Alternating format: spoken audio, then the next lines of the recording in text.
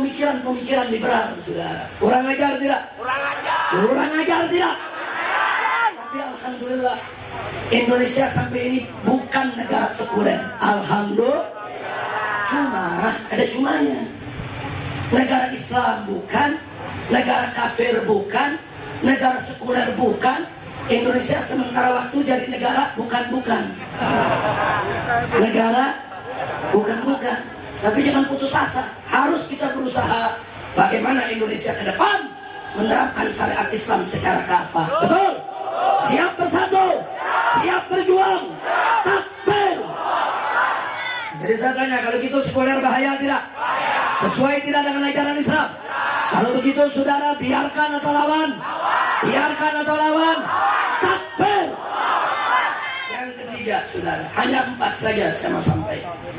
Yang ketiga, kalau orang sudah terlalu lama meyakini tidak ada kebenaran mutlak, termasuk kebenaran Islam, dia bilang tidak mutlak. Lama-lama dia ragu dengan kebenaran Islam. Dia pilah-pilah ajaran Islam. Kalau ini dibiarkan, lama-lama saudara, dia tidak peduli dengan agama. Dia tidak mau tahu dengan agama. Inilah yang disebut virus agnostisisme.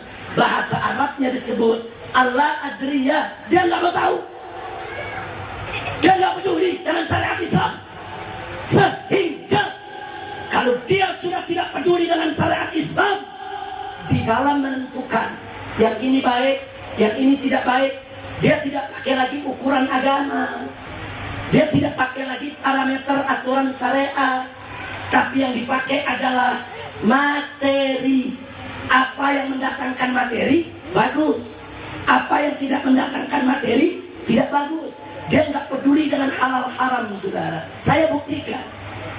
Ulama berteriak, tutup pabrik minuman keras, tutup tempat perjudian, tutup semua sarang pelacuran. Betul? Saya tanya, setuju tidak? Setuju tidak? Setuju tidak? Tapi ada pejabat-pejabat yang menjawab begini, tunggu dulu Pak Kiai, jangan main tutup-tutup. Itu pabrik minuman keras itu menampung tenaga kerja puluhan ribu orang. Di mana-mana pabrik minuman keras menampung tenaga kerja, menyerap tenaga kerja. Setiap tenaga kerja punya keluarga. Justru pabrik minuman keras itu yang menghidupi mereka. Nggak sampai di situ.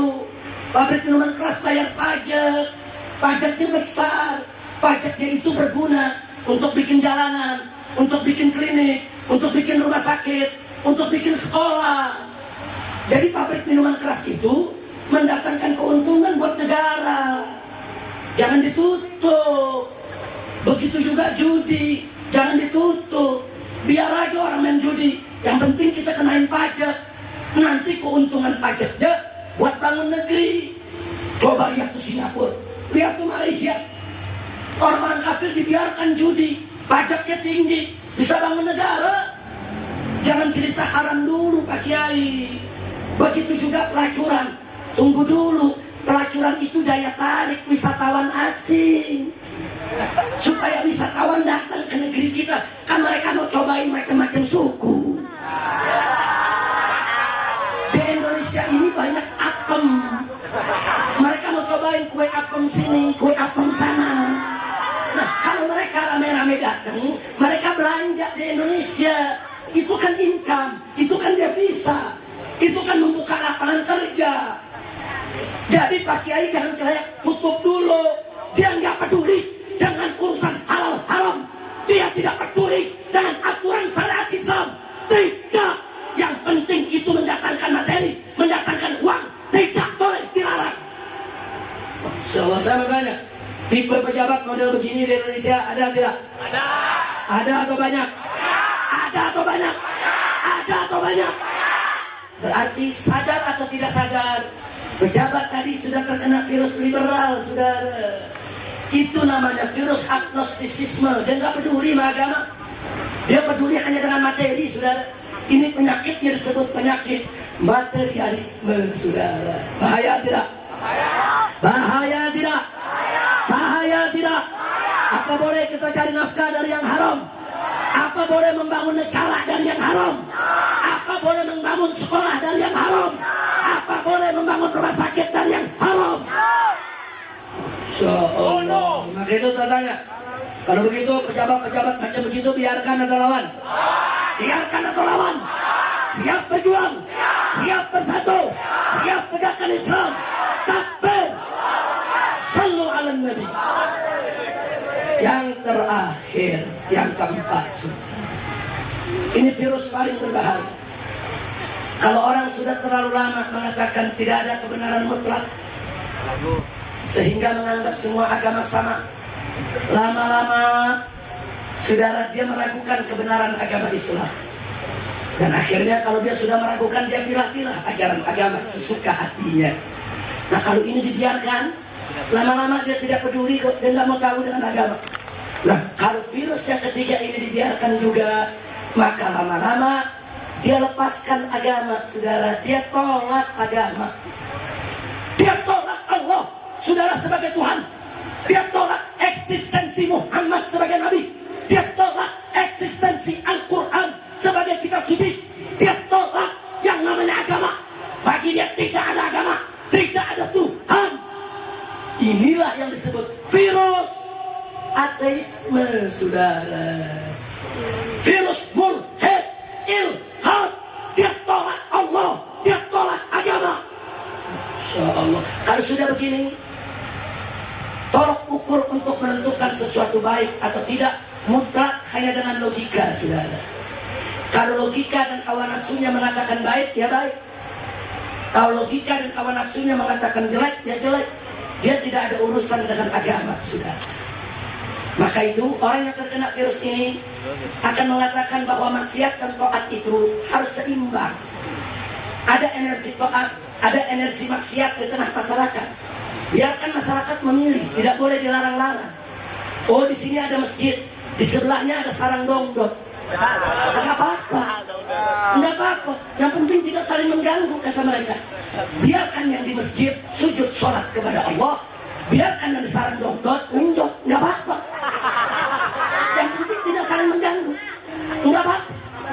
Biarkan energi taat dan maksiat itu seimbang di setiap kampung dan setiap negeri. Karena hidup perlu ada keseimbangan. Ngawur tidak? Ngawur tidak? Ya Allah, hati-hati saudara. Kadang-kadang ada orang Islam yang secara tidak sadar kena virus ini. Oh, dia ngajar di pengajian, didorong, saudara. Ustaz, ini nggak jauh dari sini ada tempat maksiat nih. Cuman beberapa meter dari majelis kita, bagaimana? Udahlah, dia kita. Dia kita. Yang penting kita ngaji, kita nggak ganggu dia nggak ganggu kita. Ini secara tidak sadar, dia sudah kena virus liberal ini sudah. Secara tidak disadari, nggak ada Islam mengajarkan dia, kita. Islam tidak pernah mengajarkan nafsi, tidak. Bahkan Nabi mengatakan, man ra'a minkum munkara falyughayyirhu biyadihi, fa in lam yastati' fa bilisanihi, fa in lam yastati' fa biqalbihi, wa dzalika adhaful. Emang ada Nabi mengatakan barang siapa yang lihat maksiat nafsi? Ada sudah? Nggak ada. Barang siapa yang lihat maksiat tinggalkan saja. Ada begitu? Nggak ada sudah. Barang siapa yang lihat maksiat nggak usah ikut campur. Ada begitu? Nah, jadi Islam nggak mengajarkan begitu, saudara. Islam mengajarkan kita kepekaan, kepedulian terhadap apa yang terjadi di sekitar kita, saudara. Maka itu virus ateisme ini sangat berbahaya. Kesimpulannya dari ceramah saya ini bahwa liberal tidak lain dan tidak bukan adalah neo-PKI, PKI gaya baru, saudara. Cuman kalau mereka sebut diri mereka PKI, mereka takut kepada negara, mereka takut kepada umat Islam, mereka takut kepada tentara yang menjadi musuh besar PKI di Republik ini, saudara. Mereka ganti nama, saudara. Ganti nama. Mereka ganti dengan Islam inklusif, Islam multikulturalisme, kemudian Islam pluralis, Islam demokratis, Mereka ganti itu nama. Inti tujuan mereka tidak percaya agama, mereka menolak agama, mereka ateis, mereka orang-orang komunis. Insya Allah. Begitu saya tanya, kalau gitu liberal bahaya tidak? Bahaya tidak? Bahaya tidak? Jadi kalau ada orang Islam mengatakan Islam bukan agama yang paling benar, semua agama benar, Islam gak ngatur-ngatur urusan dunia, Islam ngaturnya cuma urusan masjid saja. Kemudian dia katakan lagi, saudara, untuk menentukan suatu itu baik atau tidak baik, jangan bawa agama. Pokoknya datangin materi, bagus, yang gak datangin materi jelek. Dan dia katakan orang mau taat, gak taat, urusan masing-masing, gak usah diganggu. Saya tanya, kalau ada orang Islam mengatakan begitu, saudara, sesat tidak? Jawab semua, sesat tidak? Murtad tidak? Kafir tidak? Islam bukan. Itulah liberal. Jadi kesimpulannya liberal Islam bukan? Islam bukan. Maka itu mulai malam hari ini, saudara, jangan ada di antara anda yang mengatakan Islam liberal, Muslim liberal. Nggak boleh. Islam liberal. Islam bukan liberal bukan Islam. Jadi mulai ini malam, anak-anak muda, jangan coba-coba ada yang sebut, oh ini Islam liberal, ini Muslim liberal. Jangan. Sebut saja liberal, atau sebut kafir liberal, atau sebut sesat liberal, atau sebut iblis liberal, atau sebut setan liberal, atau sebut babi liberal, atau sebut anjing liberal. Jangan pernah sebut Islam liberal, saudara, karena Islam tidak ada yang liberal. Betul? Kira-kira jelas tidak? Paham tidak? Takbir. Kalau begitu saya mau tanya, liberal bahaya tidak? Islam bukan. Liberal itu sesat tidak? Murtad tidak? Kafir tidak? Itu anjuran saya yang terakhir. Kalau di kampung anda, di mana saja ada orang-orang liberal, buka majelis, buka pengajian, mau menyesatkan umat, tutup majelis-majelis mereka. Kalau mereka punya panggung, rubuhin panggungnya, saudara. Setuju tidak? Setuju tidak? Setuju tidak? Takbir. Ini urusan liberal. Kita sudah berkali-kali lapor ke polisi, kita lapor ke Mabes Polri, lapor ke Polda. Kita laporkan mereka ini menghina Allah, mereka menghina agama, mereka menghina Islam. Kita minta mereka diproses. Tapi apa kata para pejabat-pejabat itu? Oh, nggak bisa diproses, itu kebebasan berekspresi. Jadi menghina Allah itu kebebasan berekspresi, menghina Nabi kebebasan berekspresi. Nah, maka itu saya punya usul, mau dengar kan? Kalau besok ada hina Allah, hina Nabi, hina Islam, saudara, kalau polisi nggak mau tangkap, polisi nggak mau urusin, bunuh aja, bunuh. Setuju tidak?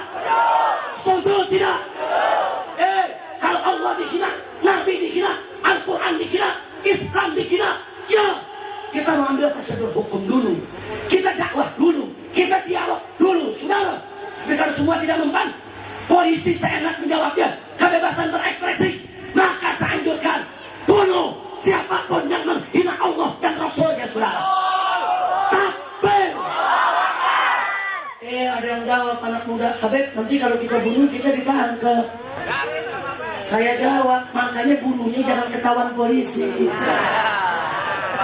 Bunuhnya jangan ketahuan polisi, goblok sih ketahuan. Jangan ketahuan, paham nggak? Tapi kalau ketahuan juga bagaimana? Habib kan ditangkap, nggak apa-apa. Begitu ditangkap, polisi tanya, saudara, kenapa kau bunuh dia? Jawab, kebebasan berekspresi. Dia bebas berekspresi menghina Allah. Saya juga bebas berekspresi membela Allah dan Rasulnya. Betul? Betul?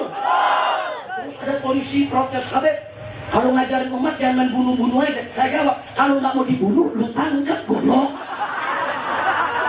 Betul? Saya tanya, kalau yang menghina Islam, menghina Nabi, menghina Allah, ditangkap sama polisi, selesai tidak? Apa perlu kita bunuh? Tangkap. Jadi jangan polisi protes saya, Habib Rusik radikal, ngajarin orang ngebunuh, lu tangkap. Nah kalau lu nggak tangkap, dibunuh masyarakat, betul? Itu yang saya mau sampaikan, saudara. Gara-gara bunuh-bunuh jadi was-wasan. Jadi saya kalau ketahuan sama saya punya dokter, habis ini hidupnya. Jangan-jangan tuh dokter nggak mau ngerawat lagi. Makanya tuh dokter bingung nih, pulang pergi, keluar masuk rumah sakit, keluar masuk rumah sakit. Memang kita langgar aturannya sudah. Ala kulihal, tadi saya baru pulang dari rumah sakit. Mestinya memang nggak boleh ceramah, tapi cinta saya kepada guru saya Habib Syekh bin Ali Al-Jufri dan cinta saya kepada keluarga mereka itu yang mendorong saya tetap harus hadir pada malam hari ini. Saya mengharapkan keberkahan dari Allah. Dan saya punya guru yang tercinta, yang saya kenal betul bagaimana dulu beliau berjuang mengucapkan yang hak itu hak, yang batil itu batil. Jadi saya minta maaf, itu yang saya bisa sampaikan. Mudah-mudahan bisa jadi obat. Amin. Ya Rabbal Alamin. Tadi saya sudah minta izin kepada guru saya Kiai Haji Syukron Mahmud, karena sebentar lagi beliau yang akan menyampaikan ceramahnya. Beliau adalah guru saya yang paling anti dengan liberal, saudara. Paling anti dengan liberal. Oh, saya nggak ada apa-apanya. Kalau dibandingkan dengan Kiai Syukron Mahmud, galaknya terhadap liberal. Nanti kita lihat sendiri, saudara. Nah, jadi beliau luar biasa. Dari saya kecil, saya ikuti ceramah-ceramah Kiai Haji Syukron Mahmud. Sampai saya dewasa, sampai saya kuliah, sampai saya sekolah, sampai saya menjadi penceramah. Sampai hari ini, beliau tetap tidak bergeser dari jalan yang istiqamah, mengucapkan yang hak itu hak, batil itu batil. Kita doakan semoga Kiai Haji Syukron Mahmud panjang umur dalam taat dan ibadah, sehat walafiat, dan diberikan keberkahan dalam setiap langkah perjuangannya. Amin ya Rabbal Alamin. Tadi saya sudah minta izin kepada beliau. Selesai dari sini saya harus langsung pulang, harus minum obat, istirahat total supaya tidak kambuh lagi ini penyakit. Mudah-mudahan Allah beri kesembuhan kepada saya, juga kesehatan kepada kiai kita. Itu saja. Terima kasih atas segala perhatian. Mohon maaf atas segala kekurangan, kekhilafan dan kesalahannya. Hadani Allah wa iyyakum ila siratil mustaqim.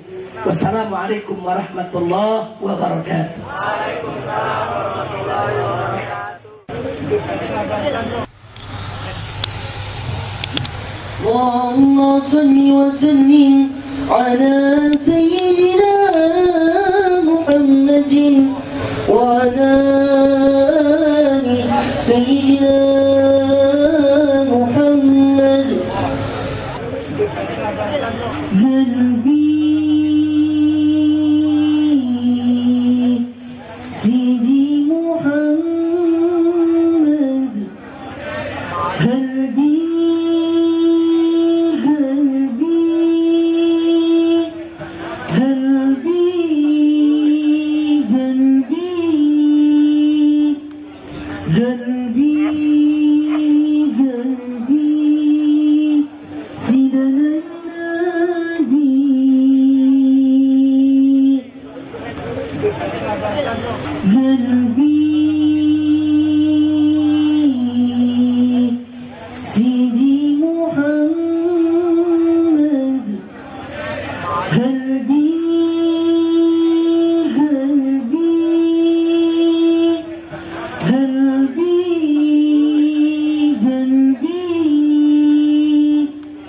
Good